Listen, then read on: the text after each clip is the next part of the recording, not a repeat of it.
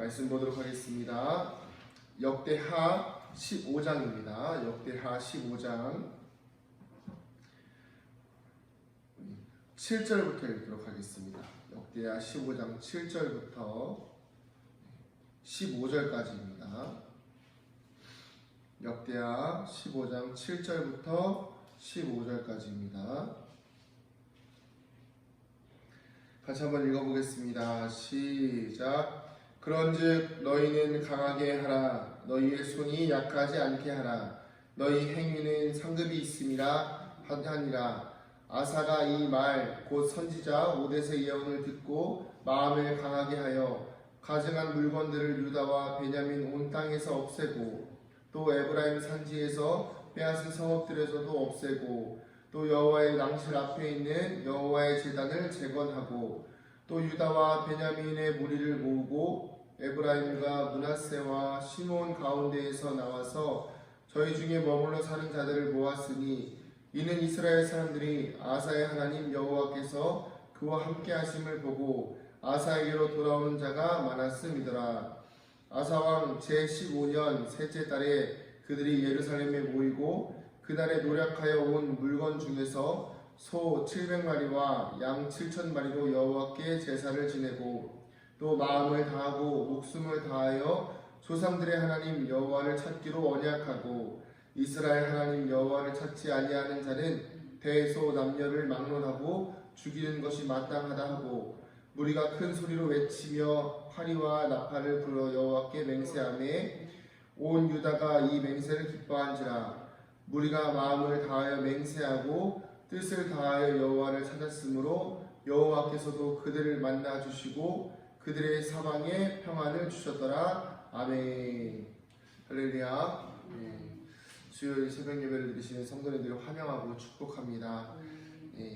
제가 어제 그저께랑 어제랑 조금 걱정이 좀 됐었는데 감사하게도 그냥 감기로 끝나서 그냥 오늘 완벽하지는 않고 또 의사도 좀 계속 쉬라고 하더라고요. 근데 그건 또 좀 저에게 있어서 직무유기와 같은 부분이어서 그냥 진행을 합니다. 다만 좀 목소리가 좀 작은 부분들 좀 이해해 주시고 그 외에 이제 어쨌든 보니까 긴장이 좀 풀어졌던 것 같아요. 추수감사 주일 조금 지나면서 그간 해왔던 좀 마음의 긴장들이 좀 풀어지면서 이게 몸으로 잠깐 온 것 같은데 또 하나님 은혜로 잘 회복되는 것 같아요. 웃긴 게 또 조금 전에 여기 피리를 또 제가 또 파리로 읽었네요.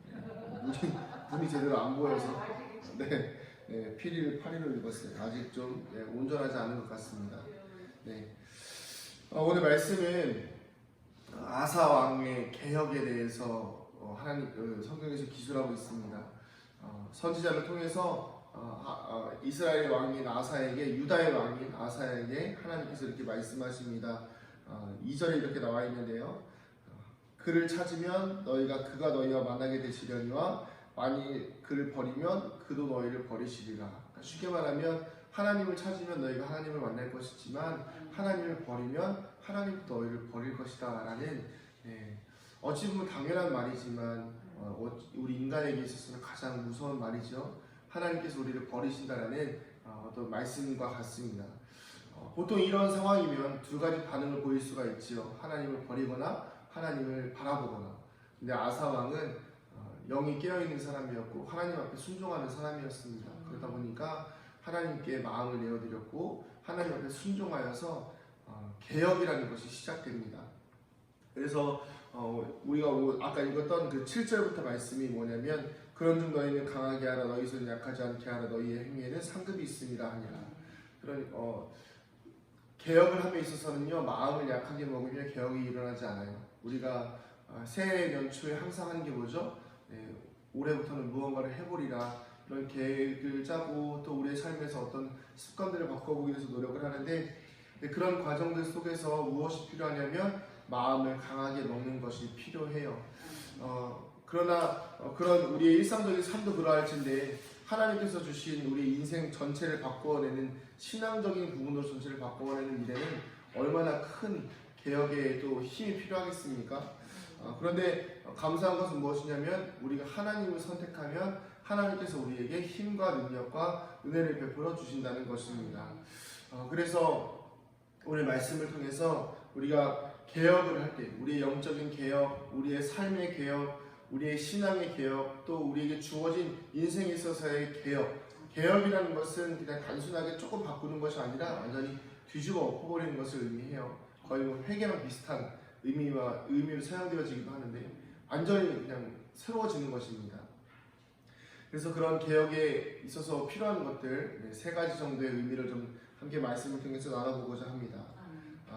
먼저 8절입니다. 8절 같이 한번 읽어보겠습니다. 시작.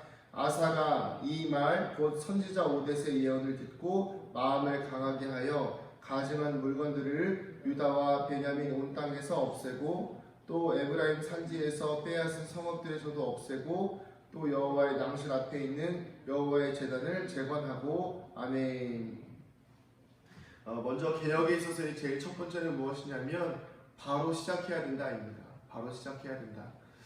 우리가 대부분 무언가를 계획하고 무언가를 시작하기로 마음을 먹었을 때에 그 동기부여라는 게 있잖아요. 요즘 참 동기부여가 많이 필요한 시대인데 그 동기부여라는 것이 시작되어지면 바로 시작하는 것이 가장 좋습니다.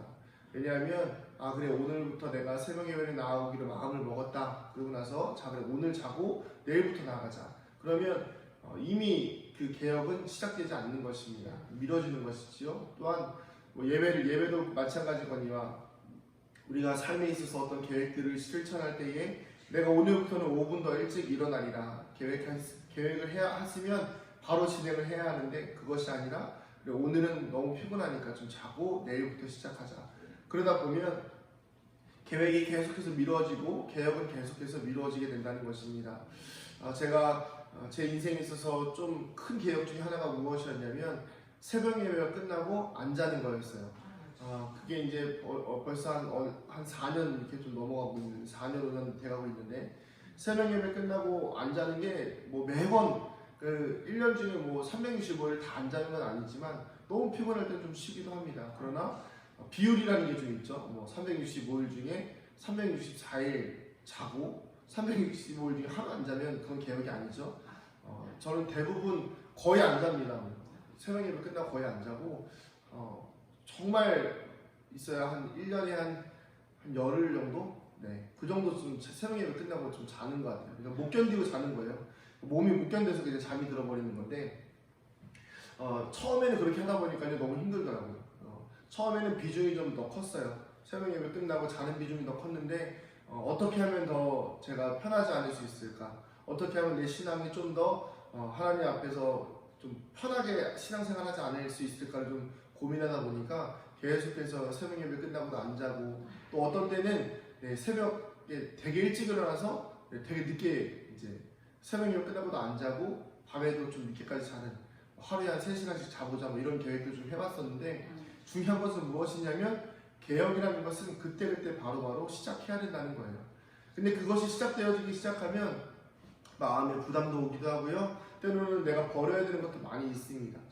제가 참 새벽 예배를 위해서 포기했던 게 무엇이었냐면 그러니까 새벽 예배 끝나고 나서 그 이후에 잠을 안 자기 위해서 포기했던 게 무엇이었냐면 밤에 이제 자는 시간들을 많이 줄이는 거였어요. 그러니까 저녁에 한 10시 정도 되면 너무 피곤하거든요.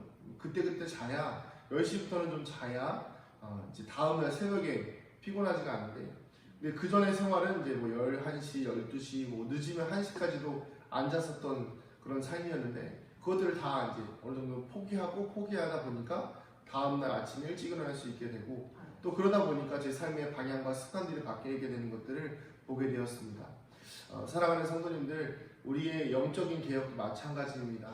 하나님께서 우리에게 하나님을 선택하기를 원하신다고 하시면 분명히 필요한 것이 있습니다. 그것이 무엇이냐면 지금 바로 시작해야 되지만 중요한 건 시작함에 있어서 포기해야 되는 게 있다는 거예요.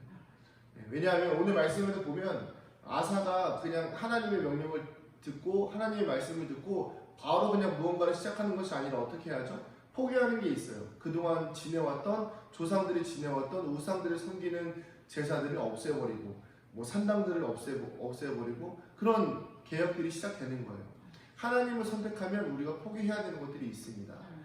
교회 다니면 술 마시지 말아야 된다, 담배 피지 말아야 한다, 이런 도덕적인 것들이 좀 요구가 되어지잖아요. 그런 것들이 우리에게 마음의 부담으로 다가오듯이 우리가 하나님을 선택하고 우리의 영혼의 개혁이 일어나기 시작하면 우리의 삶 가운데에서 가장 중요한 것은 지금 바로 시작하는 것이 바로 우리에게 필요할 것이고, 또한 중요한 것은 그와 동시에 포기해야 되는 것이 있다는 것입니다. 오늘 내가 포기해야 될 것은 무엇인지를 좀 찾아보는 성도님들 되기를 소망합니다. 그래서 그것이 정말 귀한 것이라, 정말 나에게 있어서 이거는 포기할 수 없어라고 한다면 그것을 하나님 앞에 좀 진지하게 물어보셨으면 좋겠습니다. 하나님, 이것이 나에게 있어서 우상입니까? 아니면 이게 정말 나에게 필요한 것입니까? 고민하시면서 우리 안에 우리의 영혼의 개혁이 일어나는 삶이 되기를 소망합니다. 두 번째는 무엇이냐면 우리가 포기해야 되는 것과 마찬가지로 마음과 뜻을 다해야 합니다. 그래서 말씀해 보면 12절 같이 한번 읽어보겠습니다. 시작. 또 마음을 다하고 목숨을 다하여 조상들의 하나님 여호와를 찾기로 언약하고, 이렇게 나옵니다. 개혁을 할 때는요, 그냥 겉으로만 개혁하는 것이 아니에요. 우리의 마음과 생각과 뜻을 다하여 우리의 모든 것이 바뀌어져야 합니다. 계속해서 예를 들었지만, 제가 만약에 새로운 예배 끝난 이후에 잠을 안 잔다고 해서 그냥 잠만 안 자는 것에 목적을 두고 그냥 멍하니 살았다고 한다면 그 시간은 차라리 잠을 자는 것만 못했을 것입니다. 그 시간에 깨어서 운동도 하고, 그 시간에 깨어서 말씀도 보고, 하루를 조금 더 남들보다 일찍 시작하고 남들보다 더 생산적으로 살아내기 위해서 좀 더 노력을 했던 시간이었습니다. 그러다 보니까 좀 부족하지만 하나님께서 저를 또 이 교회에 교역자로 좀 세우신 것 아니겠습니까? 좀 부족하지만 계속해서 마음을 다한 개혁들이 좀 있어야 합니다. 왜냐하면 하나님을 선택하기로 작정했으면 다른 것들을 돌아보아서는 안 되기 때문입니다. 오늘 말씀이 나오는 개혁은 단순히 어떤 역사적인 정책적인 개혁이 아닙니다. 가장 중요한 것은 무엇이죠? 신앙의 개혁이라는 것이죠. 오늘 우리의 삶 가운데 이런 신앙의 개혁이 일어날 때 단순하게 그냥 생각만으로만 일어나는 개혁이 되지 않기를 소망합니다. 우리의 마음이 깨어야 합니다. 또 뜻을 다하여야 합니다. 제가 어제 병원에 갔다 오면서 사실은 이제 어제도 새벽에 일찍 일어나긴 했어요. 그래서 일어나서 새벽 예배를 드릴까 하다가 정말 이제 혹시나 싶어서 이제 영상을 찍었는데 아니나 다를까 목소리도 안 나오고 목이 잠겨 있더라고요. 근데 참 마음에 부담이 되더라고요. 왜냐하면 이것이 이렇게 예배 한번 안 드리는 것도 아니고 못 드리는 상황인데 이런 상황이 이게 참 마음이 어렵구나라는 것을 깨달았습니다. 그래서 이것이 왜 그러냐면 제 마음이 예배에 와 있었기 때문이 아닐까라는 생각을 합니다. 성도님들 앞에서 예배를 드리는 것이 문제가 아니라 하나님 앞에서 강단을 지키지 못하는 것이 참 마음이 불편하더라고요. 우리의 마음을 다하는 것이 이런 것이 아닐까 생각을 합니다. 마음을 다한다는 것은 단순하게 그냥 내가 와 있고 내 육신만 깨어 있고 이런 것이 아니라 우리의 마음이 하나님을 향해 있는 것, 그것이 진정한 개혁이 될 줄 믿습니다. 그렇다면 이제 마지막 세 번째는 이 마음이 향하는 결단이 얼마나 강한지를 우리가 좀 봐야 하는데요. 우리가 읽어보진 않았지만 지금 한번 읽어볼게요. 그게 어디냐면 16절입니다. 시작. 아사 왕의 어머니 마아가가 아세라의 가증한 묵상을 만들었으므로 아사가 그의 태호 자리를 폐하고 그의 우상을 찢고 기돈 시내가에서 불살랐으니 아멘. 마지막 개혁의 세 번째 주제는 무엇이냐면 바로 개혁은 가장 가까운 곳에서부터 시작되어야 한다입니다. 보통 내 부모님이 잘못하면 그것을 지적하기가 쉽지 않죠. 그런데 이 아사 왕은 그 어머니가 모셨던 아세라상, 우상이죠. 그것을 섬겼다는 이유 하나만으로 어머니를 왕인 태후의 자리를 폐합니다. 끌어내린 것이죠. 쉬운 일은 아닙니다. 어찌 보면 정치적으로 보면 참으로 어찌 보면 그 말이 생각이 안 나지만 부모님을 이렇게 내치는 그런 일이 되는 것이기 때문에 참으로 어찌 보면 참담하다고도 볼 수 있지만, 그러나 아사에게 있어서는 가족과의 관계보다도 하나님과의 관계가 더 중요했습니다. 하나님의 말씀을 마음으로 지켜내다 보니까 이런 결단을 볼 수가 있었던 것이지요. 우리도 우리의 신앙생활을 하다 보면 가족들로부터 때로는 외면당하고 때로는 멀어지고 때로는 끊어질 때가 있습니다. 그것이 참 가슴 아픈 일이지만 그러나 그것이 정말 하나님 앞에서의 개혁이라고 한다면 우리는 그렇게 해야만 합니다. 왜냐하면 그렇게 할 때에 이스라엘 백성에게 평안이 찾아왔고 그렇게 할 때에 하나님께서 사방에 평안을 주시기 때문입니다. 그런 사람들이 있습니다. 내가 예수 믿어서 가족이 어려워지고 내가 예수 믿어서 가족이 좀 힘들어지고 내가 예수 믿어서 가정에서 핍박당하고 이런 이야기를 하시는 분들 계신데 그러나 결국에 그 시간들이 지나고 나서 보면 내가 예수님을 선택하였으므로 내 가정이 무너지지 아니하였고 내가 예수님을 선택하였으므로 지금까지 우리의 가정이 신앙의 명맥이 이어져 올 수 있었던 그런 은혜의 길이었음을 우리는 돌아볼 수가 있는 것이지요. 처음 신앙은 다 힘들다고들 합니다. 그러나 중요한 것은 그 개혁이 지나가고 나면 평안이 찾아온다는 것입니다. 사랑하는 성도님들, 말씀을 정리하겠습니다. 개혁은 바로 시작해야 합니다. 또한 마음과 뜻을 다해야 하고 가까운 곳에서부터 시작해야 합니다. 그러나 중요한 것은 그 개혁을 통해서 하나님을 선택하는 것입니다. 하나님을 애매하게 선택하는 것이 아니라 완벽하게 하나님의 관점과 완벽하게 하나님의 시점으로 살아가는 것이 중요합니다. 오늘 하루 살아가시면서 또 앞으로 우리 이제 11월 중순이죠. 벌써 이제 12월이 다가오고 새해가 다가올 것인데 나의 신앙의 개혁은 무엇을 할 것인가? 어떻게 우리가 하나님 앞에 더 나아갈 수 있을 것인가? 어떻게 우리의 삶을 하나님의 초점에 맞추어서 살아갈 수 있을 것인가를 계속해서 고민하시면서 하나님께서 주시는 평안과 위로를 경험하시는 믿음의 성도님들 되시기를 간절히 축복합니다. 기도하시겠습니다. 할렐루야. 사랑과 은혜가 많으신 아버지 하나님, 오늘도 우리의 삶 가운데 생명을 주시고 소망을 허락하여 주시니 감사합니다. 하나님, 우리의 삶 가운데 영적인 개혁이 일어나야겠습니다. 우리의 신앙의 개혁이 일어나고 우리의 삶에 우리 육신적인 개혁이 일어나야 하겠습니다. 하나님께서 우리에게 말씀하셨으니 바로 지금 이 자리 가운데에서 실행하게 하여 주시고 우리의 마음과 뜻을 다하게 하여 주시고 혹여나 가족들이 또 혹여나 내 주변에서 그 신앙의 개혁들로 인하여서 고생을 할지라도 그 가족들과 그 신앙들과 가장 가까운 자리에서부터 우리가 개혁을 포기하지 않는 믿음의 성도들 되게 하여 주시옵소서. 하나님, 그렇게 개혁이 시작되어질 때에 또한 나와 내 가족과 내 이웃들과 내 주변에 평안이 깊을 줄로 믿습니다. 하나님, 우리가 하나님을 선택하는 것을 주저하지 않게 하여 주시고 하나님을 바라보는 것을 머뭇거리지 않게 하여 주시옵소서. 오늘 하루 가운데의 삶 가운데에서도 하나님 우리의 삶을 인도하여 주시옵소서. 감사드리며 사랑이 많으신 예수님의 이름으로 기도드립니다. 아멘.